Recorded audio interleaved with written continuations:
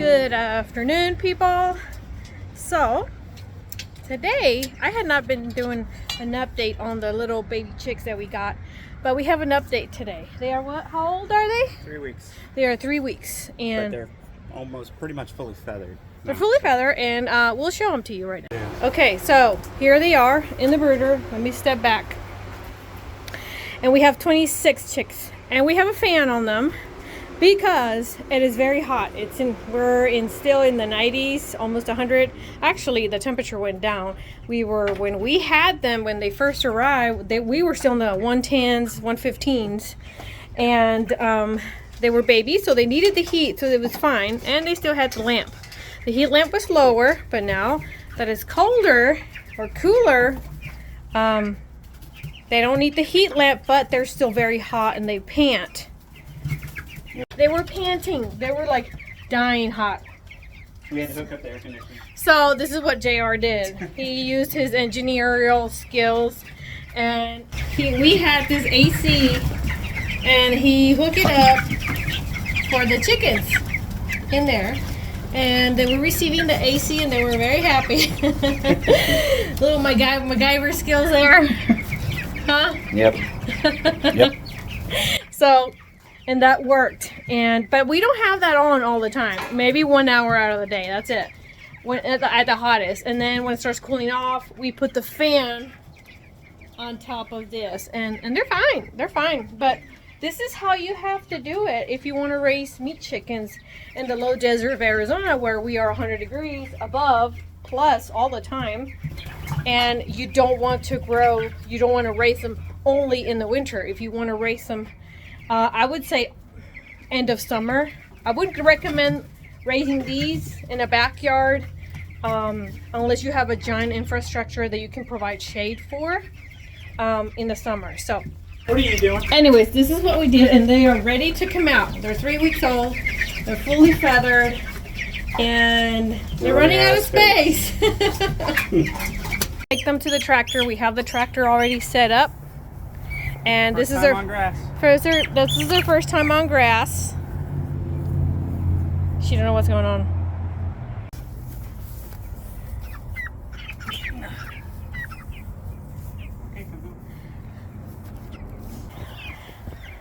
So they're screaming dramatically like women, and check out the other chickens.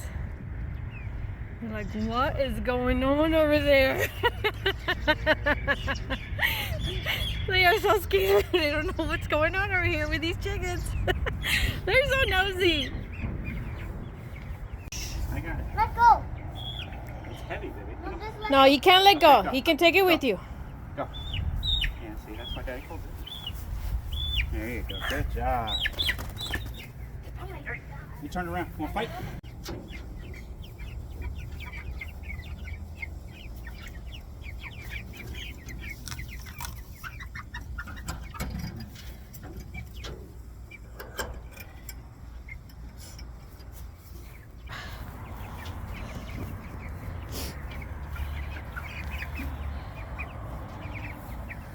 Now we have to clean this out because we've got about a week and a half till the next group comes. We'll have 25 more little ones in here. But this needs a good cleaning. It's stinky. So, as you've seen the title, there is a new animal that we've added. I don't want to call this, it's not a farm, it's not a homestead, but it's our backyard. It's our backyard farm? Well, if it's a farm, we officially have to have goats, so. No, we're not getting goats. We have added ducks. We have ducks. We have added 2 pair of Muscovy ducks. And yes, these will be for meat. We are trying to have them breed and have babies. So we have 2 females and 2 males. The males obviously being a lot larger than the females. And yeah, so they're super cute and super large and powerful. And yeah, let me explain, please don't judge me. I know this is terrible looking. Remember my compost area? Well, that took a second place, and the ducks, and so we just added, like, we drilled a roof and some walls with the pallets that we had. JR did that, and he added a door, and this is where they sleep at night. They're drying their wings because they go in the water and they get all wet and splashy, and then they come up here and they dry their wings. But this is where they sleep at night. We lock them in. Yeah, like, they have their water and their food. I did put a little water thing. I went to Tractor Supply and I bought that water trough or whatever it is for the larger animals to drink, and I filled it up, and that's why there's those steps right there, because it was right there where the steps ended. But okay, so first things first, I know this doesn't look good. This is their emergency temporary dwelling, okay? Emergency shelter, because they are actually going to be living here permanently. This is going to be remember how I said this was supposed to be my garden? I keep saying that, but yeah, it's never going to be a garden. This will be the duck enclosure, and when these three ladies move over there, this will be the duck enclosure. Like I said, these ladies eat a different food than these teenagers, and when they are grown up in a few weeks, we will be able to move them in there. And I don't know what we're gonna do as far as housing. We'll probably customize that thing back there, and this will be the duck area. But let's take a look at them again. It is a ton of water to be replacing every day, sometimes twice a day, because ducks are messy and they will not go into dirty water. They will not bathe. Oh, I'm falling. They will not go into the dirty water and splash. The water has to be clean. So, and I'm okay with that. But I had that trough full. I had that one full, and then their water gets dirty also, and I had to replace that. All of these 3 containers twice a day. And I'm like, there's no way, that is way too much water. So I have to figure something out. So for the meantime, I do let them use that. And sometimes they'll splash inside the water too. They're drinking water. And we're gonna figure something out. We're gonna put that in there when they move, and we're gonna figure something out to filter the water or to lift it up high. We're gonna do something. We're gonna do something. We're gonna figure it out. But duck meat is, I've never had duck meat, but I've heard it's really, really good. It's red meat, and it's a lot of meat per bird, and I am willing to do that. And also duck fat. Duck fat is really a good fat. And why not have free cooking fat, cooking oil, since everything's going up in price? So we'll have meat and we'll have rendered duck fat. So we're waiting on these, and it's gonna take a while, for them to have babies. I mean, I think the girls are still under a year old, so we're gonna wait on them to have babies. Back to the chickens. It's about 88 degrees right now. And even though they're in the shade and it's plenty of airflow, they're kind of hot a little bit. And JR is going to put the fan for them just to increase the airflow.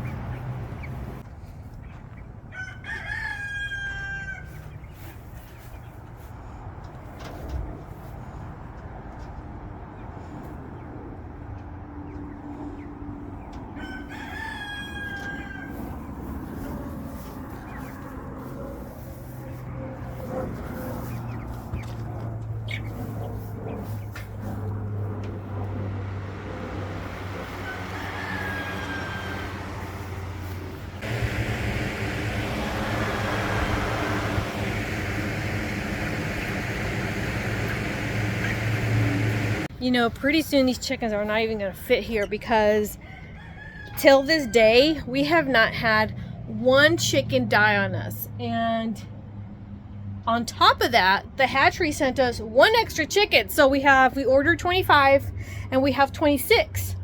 So by this time last year, I think we had already lost, I think 3 or 4. And they're pretty tight in there. So now that we have all of them plus one, it's going to be challenging. So who knows? We may end up having to like build another one of these, a bigger size. And yeah, I don't know. I hope they all fit in there. Today is the day that the rooster leaves to heaven, because we're dispatching him today. JR is setting up the killing cone station. Oh. Repairing the killing cone. Repairing. What happened to it again? The dirt devil picked it up and threw it across the yard. Oh yeah, we had a dirt devil, one of those big ones, and it picked up the station and it threw it and it broke. See? So he's fixing it. The reason why we're getting rid of Frank, the rooster, like I said, he became very aggressive, and he attacked me and he's always attacked JR, always. Did he just Jump at you? He jumped at me. He's in there. He used to not attack me. He was friendly with me, but not anymore. Before we took him out of here to put him in that confined area, I was walking like this, and he came from the back, running towards me so fast, and he hit the chicken wire face first with his whatever this thing is, flared up, ready to get me. And I'm like, oh my goodness, like Frank's never been like that. And then my 4-year-old, being a 4-year-old, he got inside I was back here. I had finally made it back there without him attacking me to check for eggs. And I had my back towards this door, and Caleb, my son, had opened the door and went in there and stood right there by the door, and Frank came at him and he attacked him, and he didn't make him bleed, but he made a cut in his hand. So I was like, okay, that's it. You're going to the pot. You're going to the pot, buddy. Freezer.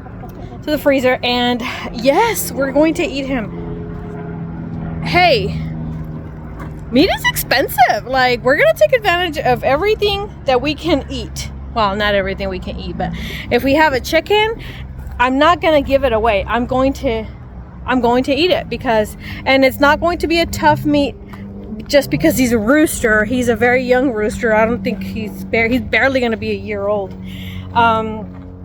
And you do you, we do us, and we eat our animals. They're not our pets. Our pets are inside the house. That's the cats. We're not gonna eat the cats, but those are chickens, and you eat chicken. So my husband is so brave. He does not like doing this, but he has to do it anyways. But you know what?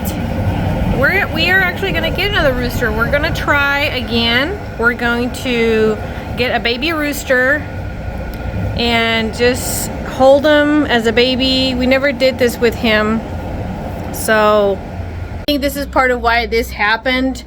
He did not get used to us as a little baby chick. So what? Huh? The cone is too small? Really? There's a way to do it on the floor. Don't force it. Just put him on the ground. Put him on the ground. Let me show you how to do it. Sorry that we had some difficulties.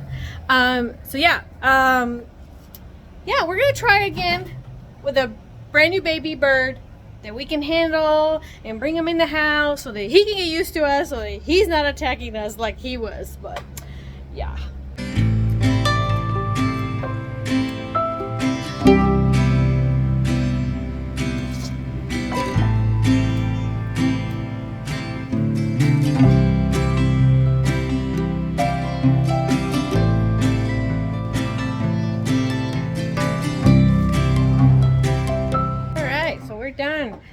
I do feel like the rooster is a lot more fattier. Look at all the fat I found. And when I cut, like a ball of fat came out, and like you couldn't see the intestines because it was a blockage of fat. And the Cornish cress does not have this much fat. It's weird because you would think that you give the Cornish cross more fattening food to get them bigger, that they would have more fat, but they're actually leaner than a regular, chicken. So by myself.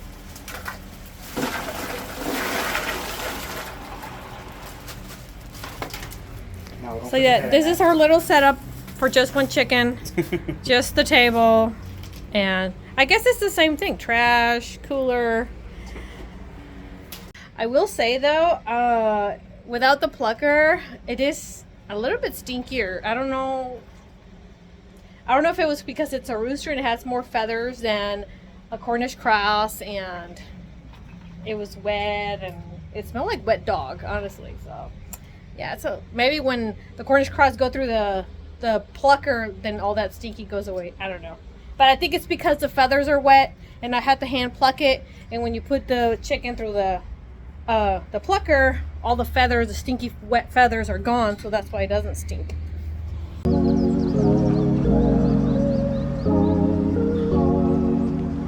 little duckies. Hi.